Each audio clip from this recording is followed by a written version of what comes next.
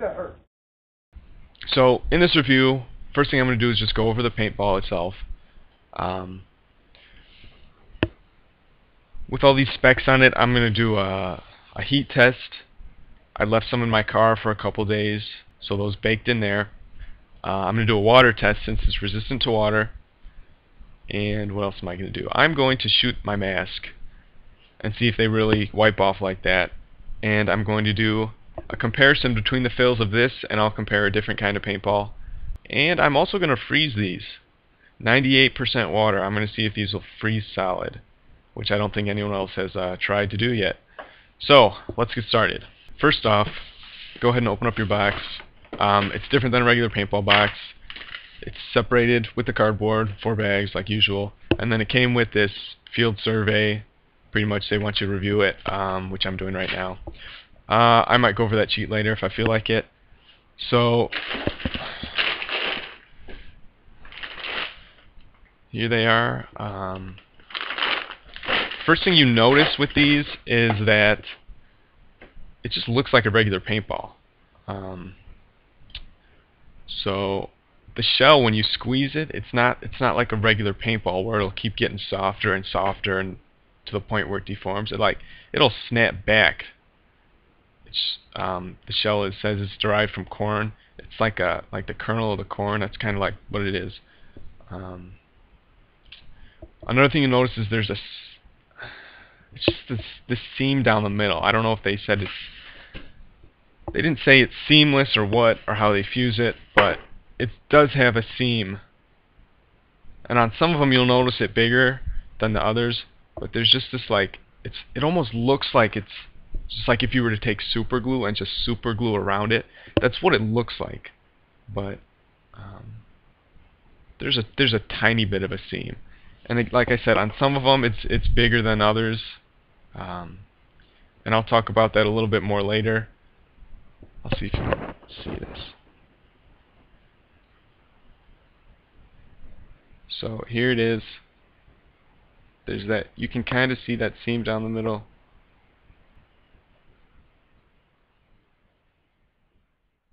Alright, this is a marbleizer, this is a HydroTec. The first thing, like I said, you can dimple this in and it'll just keep going back.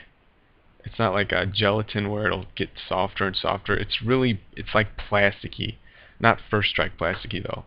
And then like with the marbleizer, it just doesn't, if you're going to squeeze it, it's probably just going to pop. Here we go. So this is the HydroTec.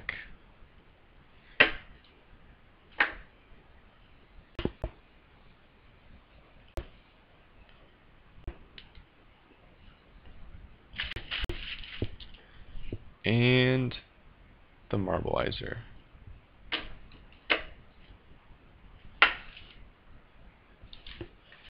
Okay.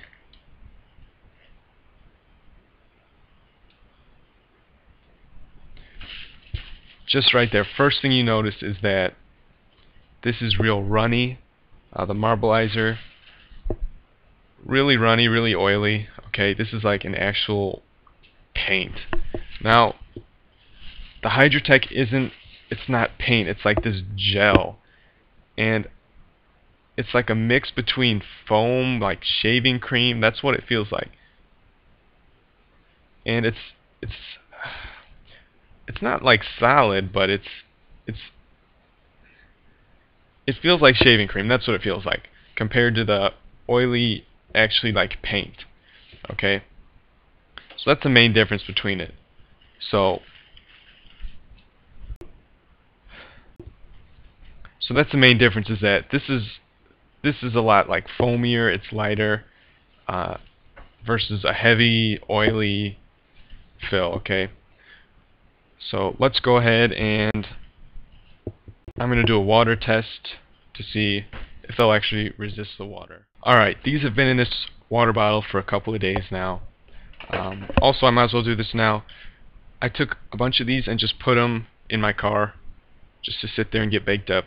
And they haven't softened up or anything like that. Okay, they're just the same as when you get them out of the box. So like I said, it's a plasticky shell, so it's not that soft gelatin. I'm going to go dump these out, and then we'll take a look at these real quick. Alright, here are these two HydroTec paintballs that I just took out of that bottle. Nothing's wrong with them. They seem exactly like they were when they came out of the bag. They've been sitting in water for 2 days, so like I said, it's a plasticky shell, so that's not going to absorb that water. Ooh, that's fucking cold. Okay.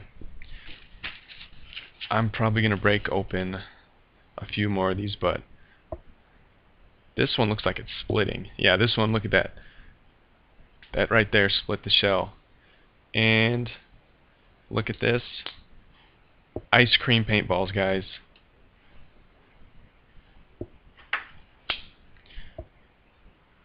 Look at that. Okay. So, there's the shell. Here's the fill. It's not hard. I mean, if it was all water, that would be solid, but it's like ice cream now. Shit, where am I gonna put this? Okay. The rest of them are pretty much the same. Some of them feel harder, but they're still not like rock solid frozen. So these things won't freeze. Actually, a lot of these, when they're frozen, they're cracking along this seam right there almost perfectly. So these aren't going to freeze.